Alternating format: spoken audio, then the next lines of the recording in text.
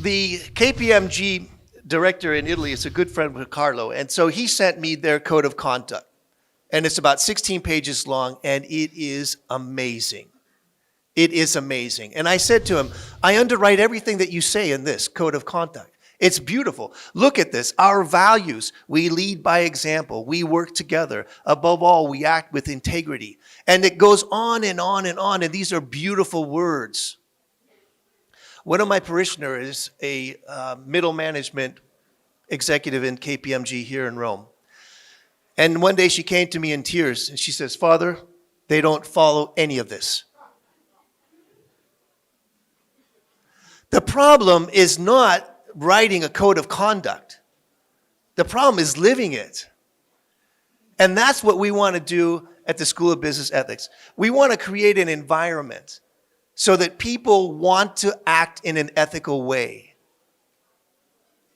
Who are we? The School of Business Ethics is an independent institution of Humanity 2.0, operating in partnership with leading centers for philosophical, ethical, and business leadership. Why us?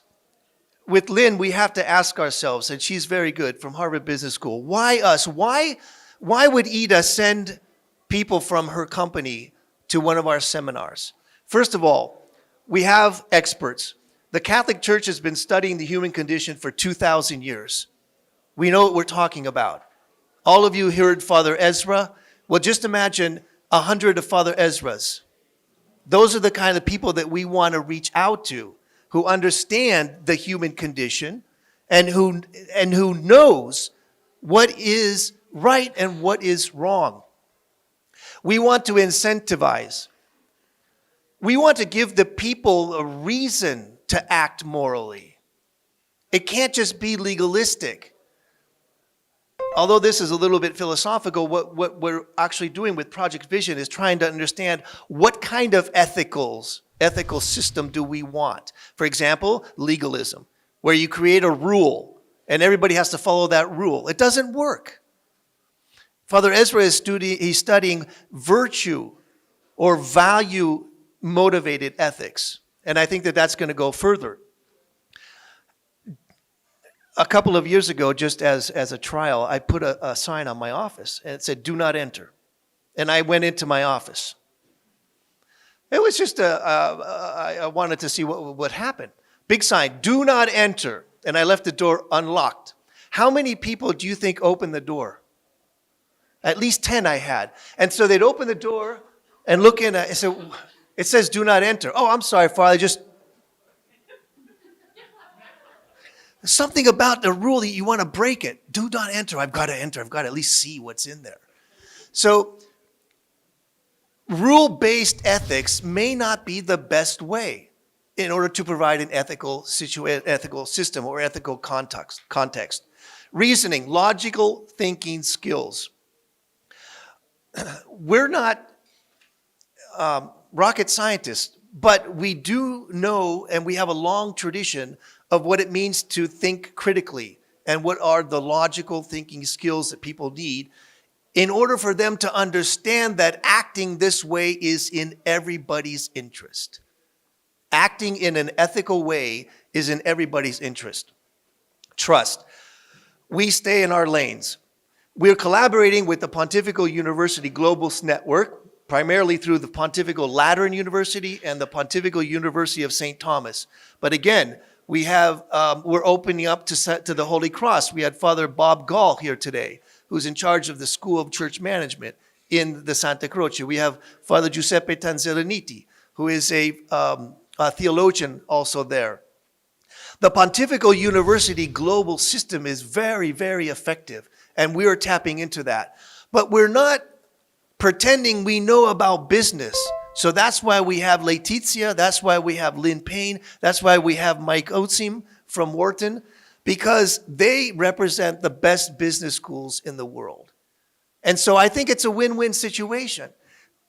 We offer them the 2,000-year rich tradition of Catholic education, especially in ethics, and they offer us the best that the business world has to offer in terms of training. I think people will come to us because we have credibility. There's third-party validation and support. People farm out different problems in their company, like accounting or legal. Why should ethics not be one of those also? Oh, who can we go to when we have an ethical quandary where we're working on a new blockchain technology or nanotechnology or artificial intelligence? Let's run this through someone who knows about the ethical implications. That's what we're here for. Our mission is to provide all businesses with the education and expertise required to operate ethically. Now, how are we going to do this? We'll provide executive level education in the form of seminars and also full courses. Obviously, this will grow in the coming years. Diplomas and certificates will be issued. Ida told me that most business executives don't have time to get a master's degree or even a full semester.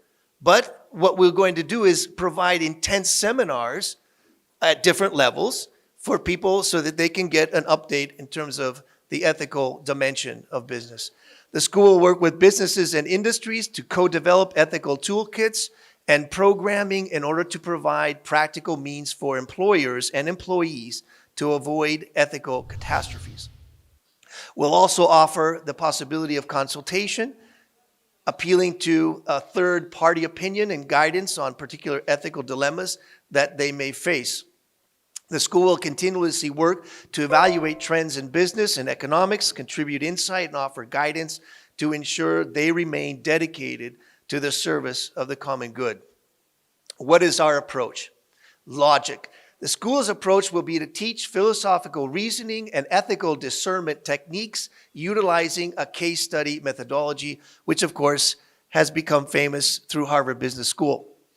The school's intention is to elevate human thinking and advance the common good through promoting better business. This is not an initiative for evangelization, but one rooted in universal ethical principles. Now, we can't avoid the fact that this is a Catholic institution. We're in Rome, we're in partnership with the Vatican, but it is completely a-religious. We're not talking about religion. Father Ezra mentioned this earlier. We're not trying to persuade people in terms of their religious beliefs. We're trying to get at universal ethical principles that can be applied in the business world. The school will be open to the intellectual contributions of all people, regardless of religious beliefs or any other discriminating factor. The School of Business Ethics is a Humanity 2.0 institution that will be headquartered in Rome and led by the Pontifical University of St. Thomas, the Angelicum, and the Pontifical Lateran University. We will draw from the multidisciplinary and diverse group of experts from around the globe to fulfill our educational and consultative commitments. We are delighted to be collaborating in development of the pilot curriculum with world-class partners. And here you are. In terms of our timeline, our funding, of course, is something sensitive, and we always need money, but we have people who are generous and are willing to help. In terms of our timeline, we want to organize a pilot seminar in November, which looks good, and then in September of 2020, a pilot course, and those are being developed now as we speak. I would like to invite now a mini panel for just 10 minutes to explain a little bit more about what we're trying to do with the School of Business Ethics. So we have Letty and Mike and Father Ezra.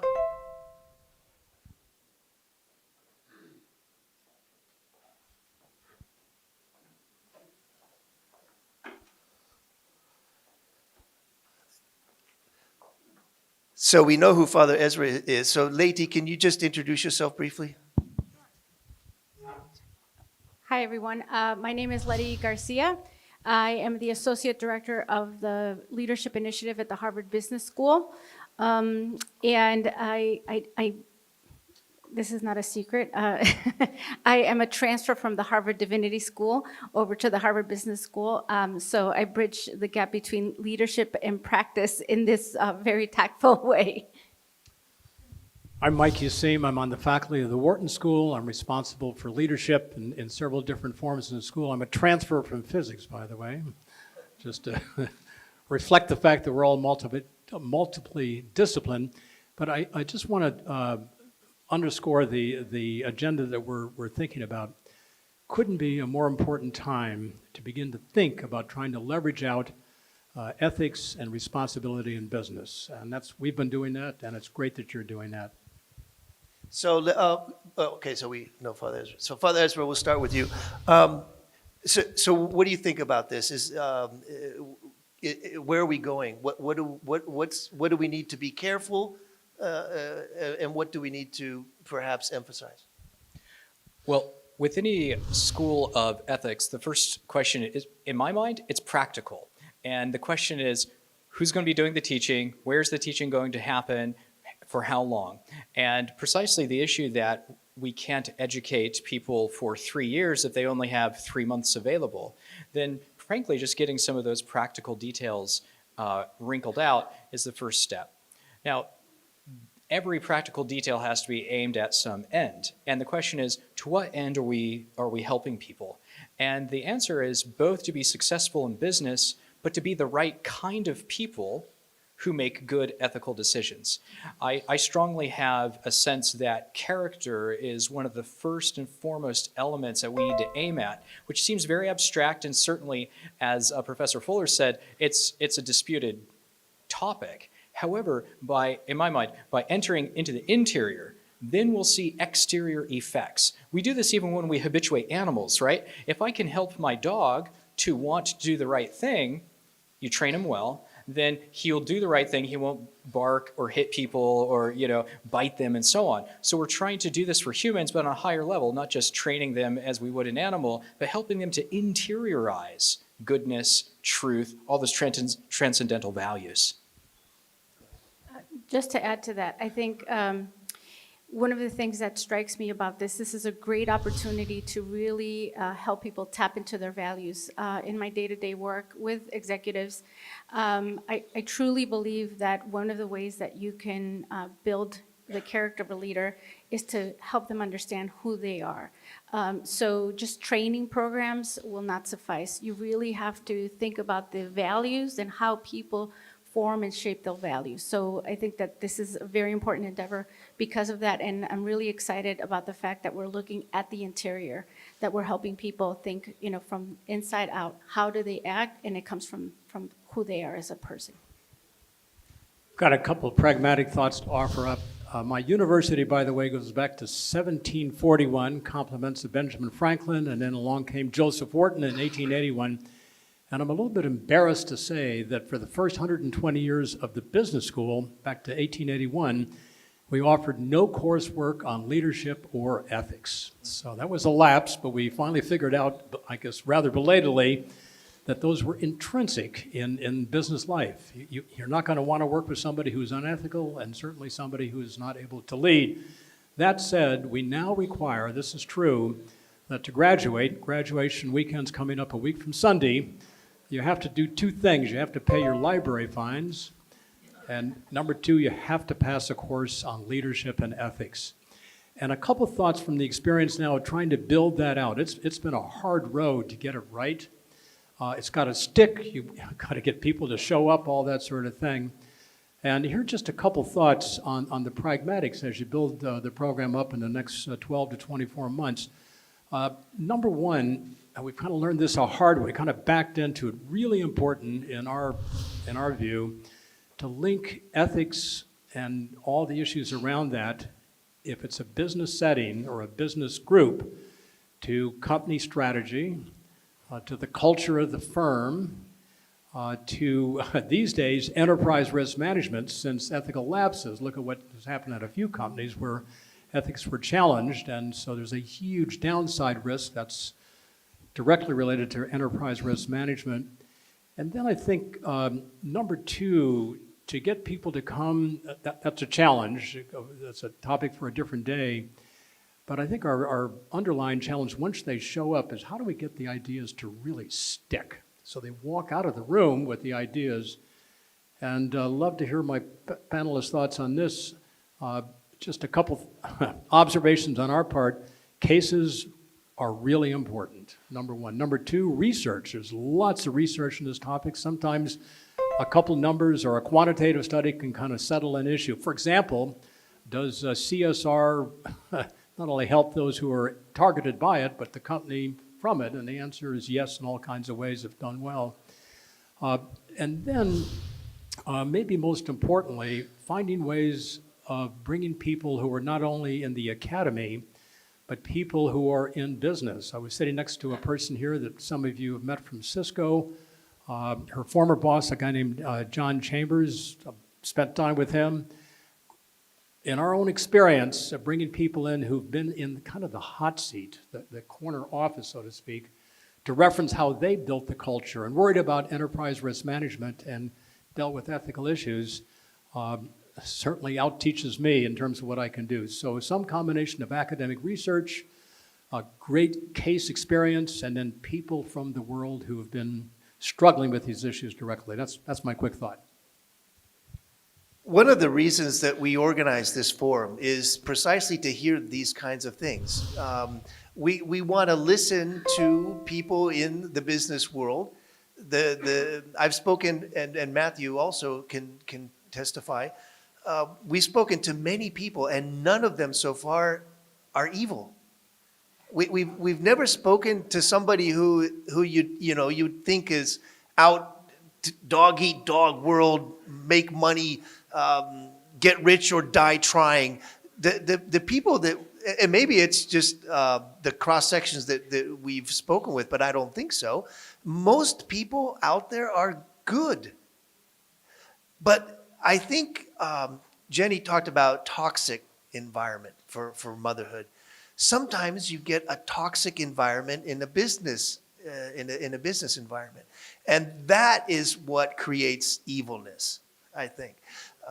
So yeah, Mike, this is great. How can we make an impact? This is something that we're asking ourselves. The last thing that we want to do, and Murad can correct me if I'm wrong, the last thing that we want to do is organize new initiatives or do stuff that everybody already is doing. We want to do something that has an impact, that's going to leave a difference. And I think that there's a market for that. I think that hopefully people will be attracted to what we have to offer. So just to, I'll make you laugh, I think. So the reason that I went from the Harvard Divinity School to the Harvard Business School was because I took a course called CEOs at the Crossroads.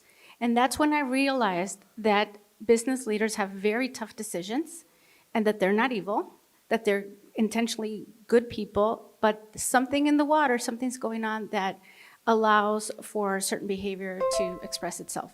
So I thought to myself, how can I, someone from the Harvard Divinity School, cross over and help business leaders think ethically?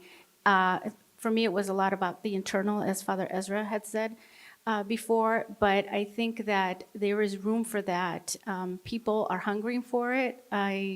So I think there's a huge need, and I completely agree that we don't need other initiatives. It's really the practical. How do we actually implement this? And I'm very happy to help with that. Just one response to both Michael and Letty is, I'm thinking of two things. It's called contextualized ethics, and then there's narrative ethics. And these are both related to case studies. And there are two different issues. One is we can talk about these broad transcendental values, goodness, truth. But we all know that it's going to be contextualized differently. How I live out truth is going to be different than how you live out truth, because we live in very different worlds. I'm here in Rome, I'm a priest, etc. And so part of it is trying to give people both the broadest vision of the highest values, and then also, as you say, showing them how to live those out in a really concrete way, because you want your business to succeed. If you're teaching people business ethics and their businesses are failing, then that's actually non-ethical, right? Their business has to succeed if it's a good business, meaning it's a business that's pointed toward authentic goods that help human flourishing. And one way to do that is by case studies. Now, my alma mater, it's from 1696. It's St. John's College, so a little bit older. And what we study at St. John's in Annapolis, Maryland, is the great books. It's the classics of civilization. And one of the things that we noticed is we've had programs for soldiers coming home who have PTSD. And they come home, they're trying to deal with the trauma that they've seen when someone has fallen on the battlefield, when there's a friend, or just dealing with the consumerism of life after they've dealt with the highest important issues. Now they're coming back, we've seen this in movies, now they see way too many toothbrushes to buy. So one way of dealing and helping them to encounter reality on a deeper level, to go to those transcendental values on a concrete level, is actually giving them literature that has case studies that teaches them about themselves. So one of the best ways to help soldiers to overcome PTSD is to get them to read Homer's Iliad, where it describes the deaths of many people, but they're all dignified deaths. These men matter, they're important, they're not just numbers. And so I suspect that something like this could be very valuable in business contexts too. Because we all know, Mark Twain says that, that fiction is easier than reality. And so fiction is fitted to our view, whereas if we have case studies, we want both. We both want fiction and we both want case studies of actual cases. So this is, I'm sure we'll be talking about this a lot, but this is one of my proposals that I think can invite interesting conversation. I'm totally in the same school on that, in that we want cases, we want research, we want people who've done it and been there in the classroom, but it is amazing how impactful literature can be as well, and history. So we use a lot of history. I know you do too, both of you do, a lot of literature. So let's keep all that on the table for sure. And then just one kind of almost an additional thought here. We reach a lot of people as your schools do too, but it's still a drop in the bucket, and I'm self-critical that these ideas of leadership and ethics and responsible behavior they really ought to be out there and ought to be out everywhere. And I think our challenge, but also the opportunity here, is to leverage. So given the platform that you represent, I think in collaboration with the people in the room, some schools are represented here on the panel, I think there's a unique opportunity here to reach a lot of people. Have to think about that technically. People can come for a couple weeks, not 5 months. Can't do a degree, they can do a certificate. There's a lot of thinking on that we can work with you, but I think this is a unique opportunity to leverage. Okay, with that, we'll go to our next panel. So thank you so much, Brother Ezra, Letty, and Mike. The 2019 Humanity 2.0 Forum is brought to you by Cisco Systems, CSR solutions that are accelerating global problem solvings in ways that have never been attempted before, to Ulala, providing mobile blockchain solutions for the unbanked, and to Pledge Camp, the next generation of crowdfunding. A special thanks to Tonico in Vatican City for hosting our program. And lastly, special consideration to Burst IQ, a leader in healthcare and blockchain, to Crown Sterling, the leader in digital sovereignty and quantum encryption, to Dignity Health, delivering high quality and affordable healthcare for all. And lastly, to Falcon Ventures, is transformative as our entrepreneurs. And thank you, 1-800 Public Relations, for all your PR and media support. We'll be right back after these messages. Don't go away.